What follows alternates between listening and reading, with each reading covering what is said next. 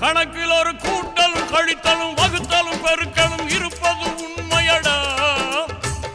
கூட்டல் மட்டும் வாழ்க்கையில் நடக்குது, பாவத்தை பெருக்குது, இது என்ன ஜென்மமடா.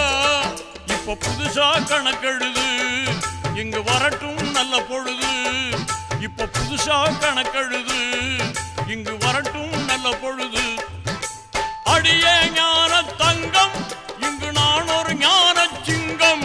இத பார்த்தா பொய்கள் ஓடும், ரெண்டு போட்டா உலகம் மாறும்.